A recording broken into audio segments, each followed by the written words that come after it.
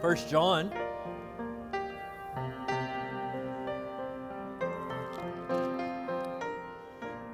Now I sent out the little Bible study on Tuesday or Wednesday. I felt pretty good about that. I got it out early.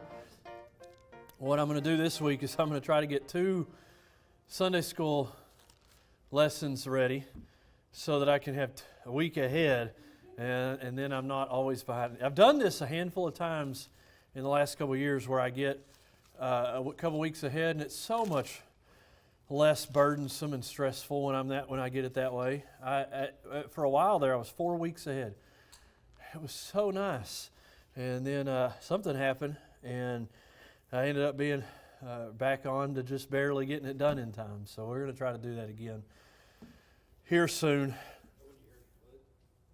No, that did happen then too, and then I think it happened when I was having the breathing issues, and I was just struggling to stay up. And I'm having that again, so I think it's spring in Texas. That's probably it. So I need to be like a snowbird, and but I need to find somewhere without allergies. Yeah, Alaska maybe, I don't know. There's a lot of pine up there, so I don't know.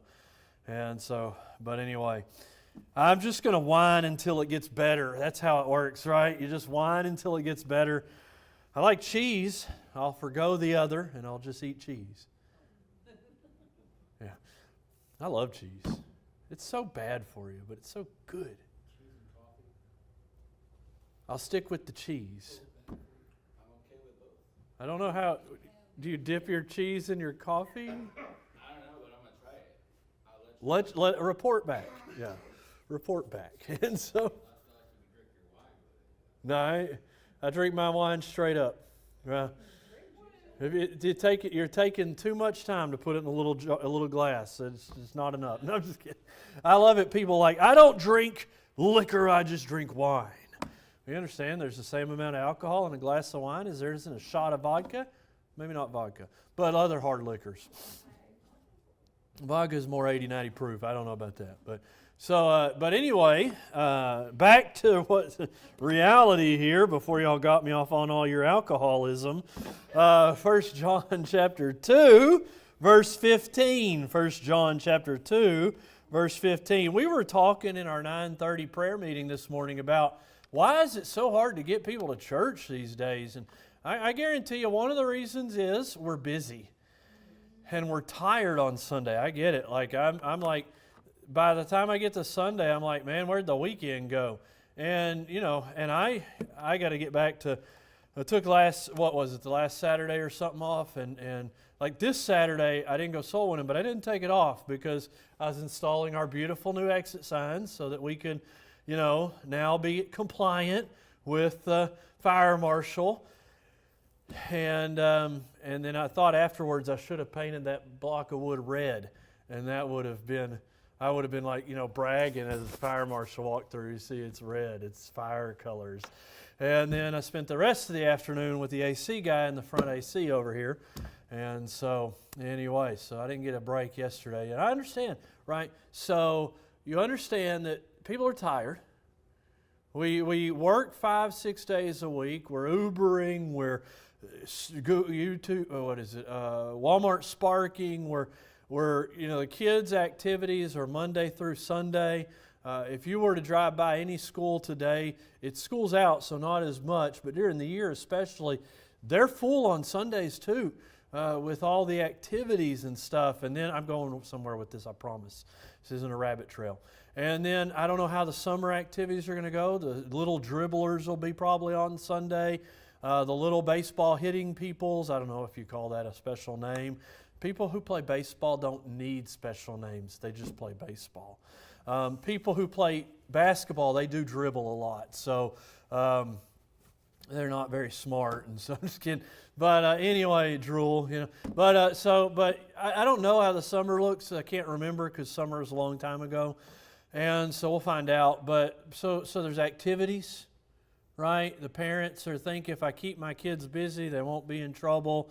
And, we tell people tired kids are good kids. No, tired kids are tired kids making dumb decisions, even tired. And so, I used to stay up till 6 in the morning and then sleep for a couple hours and then go dumb things the rest of the day all the way to 6 the next morning. So no. And then, you know, we want to have a lifestyle, so we work more, so we have our lifestyle so we can work more. Where are you going, Pastor? Love not the world, neither the things that are in the world. If any man love the world, the love of the Father is not in him. And I'm working through this one, right? Like, we know somebody's saved, they're saved, and they can go back, and they can love the world, and we know they're not unsaved. But I guess the question is, have they pushed out that remembrance or that understanding of God's love in their life? Right? Have they replaced it with a love for the world? Verse 16, for all that is in the world, the lust of the flesh to do, the lust of the eyes to have, the pride of life to become, is not of the Father, but is of the world. And the world passeth away, and the lusts thereof, but he that doeth the will of God abideth forever. One of the big problems, I can't say biggest, pastors say that a lot, and here's the problem, here's the issue. There are a lot of problems that are complicating our lives. And if you've been in counseling with us, you understand that as you start to get a handle on one of those problems, the other of the problems starts to show itself because it was so eclipsed by this big problem. And so you kind of move this big problem out of the way and, oh, there's another one behind it. And so it's like when you're remodeling, you know, you take the cabinet out and wow. And then you pull the wall down and wow. And then you just keep moving into things and it gets wower. And it's terrible. You can take that one. I coined it, but I'll give it to you for the low cost of 50 cents every use, all right? Got to make a living now. You know, and that's what we run into is that one problem eclipses another, and then we get that one out of the way, and oh, there's another problem. And that is life. I understand that. But one of the big problems we do have is the love of the world. We are way too tied in, invested, plugged in to the world. And this has a lot to do with our people-pleasing. It has a lot to do with our commitment issues. Too many commitments, too few commitments, right? It has to do with that. Pastor, I gotta make this person happy, or I got to do this in my life. I do to have to become. And we end up eclipsing God in our lives. And once somebody starts, so here's kind of how this works. So y'all have heard the hard times make hard men, make good times make soft men, make hard times make hard men, make good times make soft men, make hard, right? You know, understand the cycle there. Well, here's what happens. You get in trouble. You come to church. If you come to church here, you're probably going to go, I think I want to get into that discipleship or counseling thing. That sounds like a great idea. And we get you in there, and man, things start to click. Things start to go. Things start to change. You start to see success. You start to see wonderful things happen. You look at that church member. Wow, they're plugged in. They're ready to go. Maybe it's you. And we're moving forward, and the motor's going, and all of a sudden the world creeps in. Small ways. And by the way, it could be irritations at work. It could be irritations at home as well, right? Not just that I love the world, but I don't love what the world's doing, and then I start to get upset. I start to lose my walk with the Lord.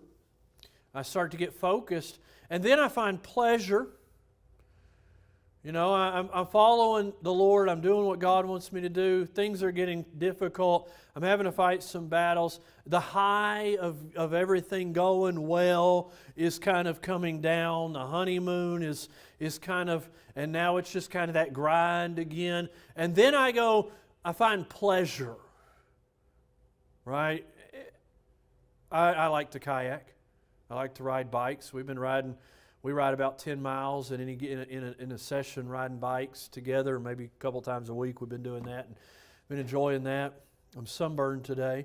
And so, so I did ride about 10 miles yesterday as well. And so that was relaxing. But the idea here is that we start to get that pleasure. Go kayaking. That was fun. And I didn't have to worry about this. Not wrong. Nothing wrong with that. But it's when the love for something else starts to eclipse that walk with God, right? that we find ourselves in a real big pickle, pinch, struggle, trouble, right? And what happens is we go back to our old ways. We go back to our own ways. Maybe you could say it that way too. So we get into what would be termed by some biblical counselors as destructive mode. I am seeking worldly pleasures, and in the seeking of worldly pleasures, I begin to fail to seek God, and I start to destroy my life. And I start to see a cycle come back in. There are a lot of sacrifices that my family and I made to be first Christians. And then layer on top of that, and I don't know about, to be in church and then to be Christians and then to be a pastor and a pastor's wife and things like that. There are layers of sacrifices we have made in our life. I love the outdoors. I love hiking and I love fishing. I don't love fishing. I like to watch other people fish and have a good time fishing, and I'll sit there in my chair and enjoy them fishing. I don't personally like fishing, but I like watching others and fellowshipping. I like riding bikes. I like kayaking. I like canoeing. I love things like that. And gave up a lot of those things because of time, right? Well, stress often will tell you, you know what? My stress is centered around religious. I hate to say the word religion, but you understand the buckets, right? My stress is often centered around spiritual things. I'm a pastor. I'm a counselor. And then, I start to see those things. So if I go out and I break away from that and go out, it could be really easy for me to say, you know what? I want every Saturday to go kayaking or go canoeing. I want every Saturday. I want to find a bike trail every Saturday. And you know what? Saturday's not enough because I need an extra day too. And Chris can preach. So if every once in a while on a Sunday I just decided to go on vacation, Chris could handle that. And I start to, now that is okay, and I'm thankful for Chris because it has given me the ability to kind of step away a little bit on some occasions and not worry as much. And so, but if I start pursuing those things and loving those things and eclipsing my walk with God, and for me, that I don't care what you say, for me that includes my attendance at church, that includes my giving, that includes my handing tracts out. Now, I'm not saying be doer mentality, I don't mean that at all. I'm just saying that includes all those things for me because God has been so good to me and loved me, and I want to be sure that, in His will and at response to Him, that I am moving into those circles and I am helping people. And I ask God first, and I've told my family, some days if we get up and it's just not the day, we need to ask God and we need to stay home. Because I don't want to sacrifice my physical or mental or spiritual health to go out and knock a door. You've missed the whole thing. But what happens? Where am I trying to go with this, guys? We start to love the world. And we shift away from God. And we end up going back to our old ways. When we end up going back to our old ways, we find ourselves in destructive mode. And I'll tell you this, guys that have been through counseling, you think you were in destructive mode? Wait till you go back after knowing the truth you now know. You guys that have been under my preaching, because my preaching is almost like corporate counseling.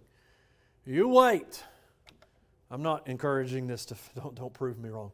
You wait. It's one thing to leave a church after being a doer mentality for a while, and sometimes it's a breath of fresh air, just honestly.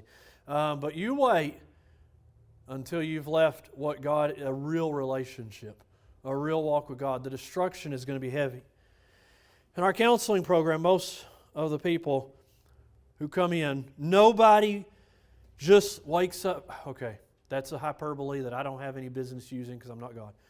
I would say very few people wake up, come into a church and say, y'all do biblical counseling? Yes, sign me up. Because it's vulnerable. It's counseling has that stigma, right, of you got to talk about yourself and you got to open up. And that is true. And so, but it's vulnerable. You're going to come in, I'm going to say, how was your week? And you're going to have to either lie to me or fess up about the dumpster fire that it was, right? And we're going to be running into these circles. you don't come into counseling because things are great. Come into counseling because things are terrible. And Proverbs 14:12 says this, there is a way which seemeth right unto man. By the way, guys, I didn't print my questions out this week. We're going to phase in to getting feedback. I apologize. I do want to ask you questions, but I didn't print them, so I don't have them. So we'll do it next week. I'll do better even. We'll have the questions and you'll get to answer them. And so, well, actually, I go to GroupMe and pull them up. Give me just a sec. Smarter not. Oh. Sign me out again. Give me a minute. Okay, so Proverbs 14:12 says, there is a way which seemeth right unto man, but the end thereof are the ways of death. And when we start loving the world and we start getting blinded, right, by the things that are in the world and our desires for things in the world, then what happens is we get blind. And the more we get in destruction mode, the more blind we get. The more we start to get that echo chamber of our own mind. And I tell you what, this is amazing to me, that 80% plus of all the thoughts that come into your head are wrong.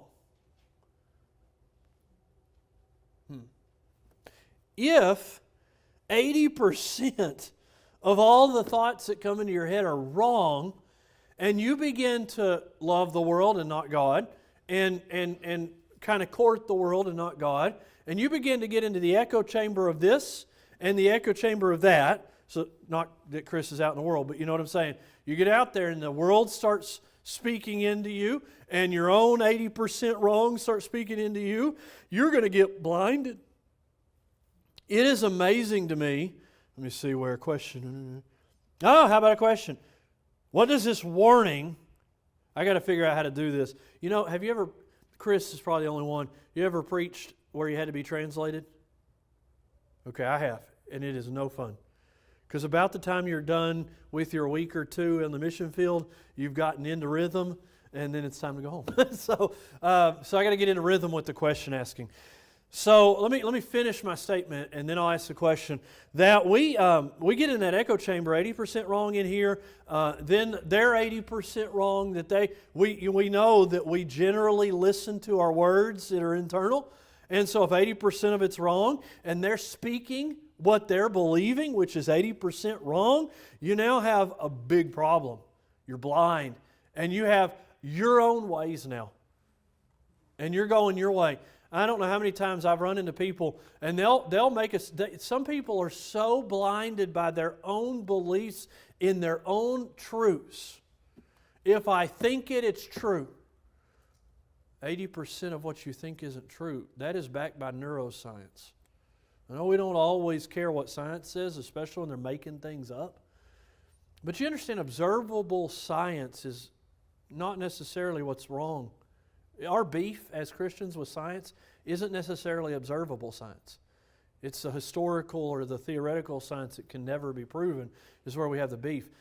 Neuroscience, with their functional MRIs and stuff, and their studies and bringing people in and talking people through their thoughts and statements and having, thousands of people journal and come in, 80% of what you think is false, yet you believe if you think it, it's true. You know you do. And if you don't take that to the Lord and have Him verify it, you're going to find yourself in a blind destruction mode. And God, who is it? Jesus said it, that the blind leading the blind into the ditch, right? If 80% of what you think is untrue, then can you trust your own self? Then when you start trusting in your own self and your own thoughts, where are you going to find yourself? In trouble, in destruction. Every time. You see, Jesus gave us that promise. And the Bible gives us that promise about man trusting in himself is going to find destruction. There is a way which seemeth right unto men, but the end thereof are the ways of death. Now let me ask you a question. What warning does the verse give us about trusting a way that seemeth right to us? What's the promise? Death. destruction. I'm sorry? He's a fool. Yeah. No, I don't think. I'll just repeat the answers that way. But yeah, he's a fool. He's destroyed. Can a person be sincerely convinced they are right and still be heading towards spiritual destruction? Yeah, for sure. I probably should word these as open-ended questions, not yes and no questions. But yes, ma'am, you got something? Yeah, I just realized I was on the wrong verse. Oh, you're ahead of us, huh? And so, yeah, but for sure that a person can be fully persuaded in their own mind, and because 80% of things that come into your mind, what's that? Am I on the wrong verse? No, I was. Both of y'all. What verse are we on, preacher? 14:12. Okay, I was on the right one then. No, I was on the wrong one. Okay. I'm so confused. Yeah, that's right. I don't trust none of y'all. That's why I go to God. And so here's what's happening. Many times, these people that are in spiritual destruction, and let's leave out those that aren't saved, those that aren't in church, they're not walking with God, they don't even think they're walking with God. Let's just talk about those that come maybe from a church. You have a Christian background, you go to church on a regular basis. Why? This is an interesting number. From experience, not science, most pastors would tell you that 80% of the people in their church aren't walking with God and they're on their way to destruction. We watch, pastors watch. I've been here 13 years. You know who else has? Well, Shelby and Nikki. We've been here 13 years. Nobody else has. In fact, I would probably say there have been 3 or 4 groups of people come through. Now, part of that's to my shame. I didn't know how to help them and love on them, and I just thought if we do what I've been taught, that it's going to help people. But here's what we watch, and you kind of look back at your church experience. I know there are 30-year members. I understand that. Those are the exception. You're the 20%. It's unscientific. It's non-empirical. It's experiential, right? And so, but that you're the 20%. How many have you watched come and go, and come and go over 30 years at a church? I know that you were at a church, 27 years.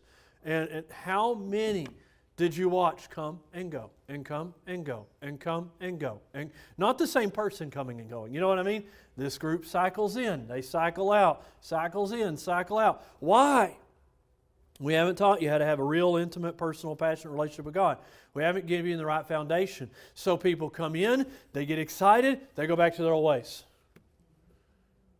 It's the problem of every church, every pastor. How do you handle this? What do you do about that? Here's the problem. There's a spiritual issue. We have not learned or rejected, if they did learn, they've rejected that idea of being, let me try to turn on my light, so I got to figure out, this thing keeps going to sleep. So I got to bring my tablet up next week. We'll get into this. I'll slowly get better at this. But the idea here is that we rejected or did not learn how to be a spirit-controlled person. You were ran. That was the one I want to talk about. I want to talk about the 3-part, the wheel, at some point. That was it. I was thinking like yesterday. I was like, there was something I want to teach soon. I was going to ask Chris this morning, and then I forgot to ask him. But there was something I wanted to teach y'all soon, and that's it. We are led by the Spirit or by the flesh. The flesh is 80% wrong, yet we allow the flesh to run us. We allow emotion to run us.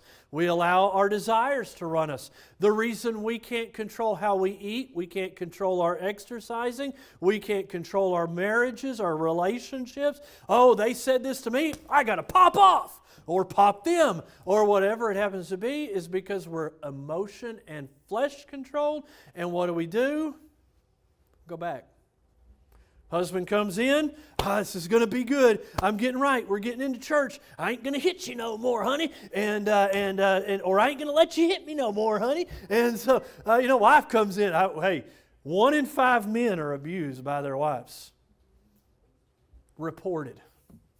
So it's probably more than 1 in 5, because most men are not going to admit that they're hit by their wife, right? What's that black eye? I got to fight with a neighbor.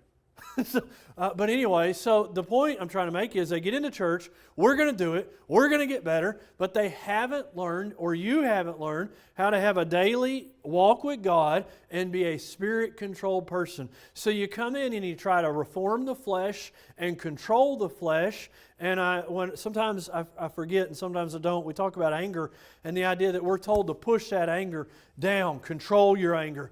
No, I'm not here to control my anger, push my anger. Do you know what pressure, the more you put pressure on something, you close that box, what's going to happen? Boom. You can let a black cat, do not do this, not recommended. You can put a black cat on your hand, light it, let it pop. You might get a blister, right? Probably will. If you close your fist on that, you're going to be in the emergency room waving at people with no fingers. And if you keep pushing that anger down, trying to control it, and you push that irritation down, trying to control it, and you push that depression down, trying to control it, it's coming. It's not a matter of if, but when. And that's what people do. They come in, and they try to get control of it, and they try to make commitments about it. And you should make commitments. The Bible's full of commitments, but they try to make commitments about it, and they never learn how to be spirit-controlled instead of emotion and flesh-controlled. And it is not long before what? They go back to their own ways. Sometimes they've not been truly born again. Other times they're just out of fellowship. So why does a person, we kind of talked about it, I want to kind of break it down into smaller pieces though. Why does a person go back to their old ways? Number one reason, not bullet number one, but the number one reason they go back to their old ways is because they're led by their emotions. They're emotion-responding people. And you can only pretend not to be for so long. I believe this, God's given us emotion to enhance our life, not to control our lives. There are some emotions that have been so corrupted by sin that they're not any longer helpful in our lives. Proverbs 28, verse 26 says, "He that trusteth in his own heart," and there's Miss Magnan's answer, "is a fool." It's okay. "But whoso walketh wisely, he shall be delivered." Do you want to walk in your own ways and be a fool? Because the Bible says numerous times there's no help for a fool. Isn't that sad? And or do you want to walk wisely and be delivered? The foolish man falleth into the ditch, and the simple fall in the ditch, and the wise man, sees a hole and walks around it. I'm trying to remember the proverb exactly, but I can't. So, what does God say about the person who trusts his own heart? He's a fool. He's a fool. And then, of course, what is the difference between reacting emotionally and walking wisely?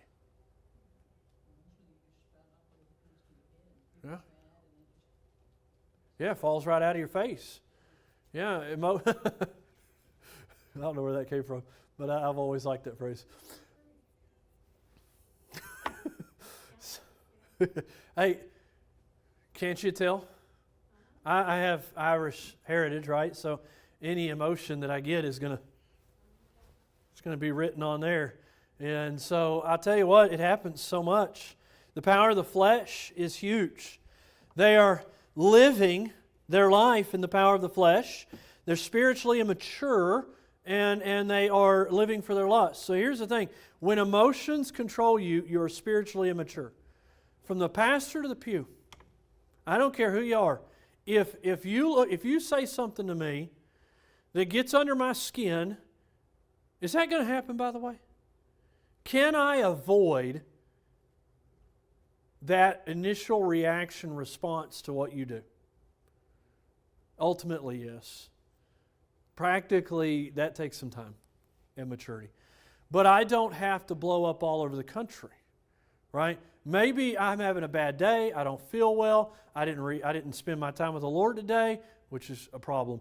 But maybe I'm just not on all cylinders today. And you say something at the right time, at the right place, because the devil is smart and the devil knows, and he presses on you, and you say something silly. In a moment where I'm silly, I now have a choice to say, okay, I'm going to be emotion-led, or I want to be spiritual. Now, how many pastors, deacons, church people, how many of them, everything's okay when it's okay, but when somebody acts foolish around them, the foolish person is now their reason for acting foolish themselves? I've had pastors get up in the pulpit, I've been one, and get up in the flesh and get upset and preach about it. And guess what that indicates? They are spiritually immature. You can't tell me. If you're blowing up all over the countryside, that you're spiritually mature. You can go soul winning. You can check off your list of Bible reading and turn it into your pastor. You can pray the roof down at church. You can teach all the kids and all the girls and all the boys. You can have the adult classes. You can do whatever you want to. And if you are emotion-led at home or in the car or at the grocery store or even at church, then you're not spiritually mature. I'm not going to take it back. It's just the truth. That's from me to you. If I am throwing up all over the place, I need to go home, get in bed, take some aspirin. But if I'm emotionally throwing up all over the place, right, that is an indicator of one thing. I'm spiritually immature. That's all it is. You say, no, Pastor, you might just be emotionally immature.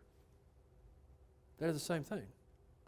Because if the Spirit's in control, the emotions aren't in control. So they're the same thing. You think about this, a person's involved in immorality, and many that come into counseling have immorality in their lives. They put things back together. That gradually puts them in a position to be involved again, right? So they start to put things back into place. They start to patch everything up. They go to church, but their heart hasn't turned. So they start to clean up that outside, start to make it look good. And I'm telling you, sometimes we get so good at being spiritual, quote unquote spiritual, that we start to fool people, but at some point, it's going to come back. Then they start to feel like, well, I'm being restrained by God. Well, I just have this part of me that I can't help, and it's who I am, and God knows that, and y'all are putting all these rules on me, and then they start to go back the other way. Somebody else's fault? I've never met somebody left the church, it was their fault. Ultimately, I've had people say, yeah, it's not you, Pastor, it's just me.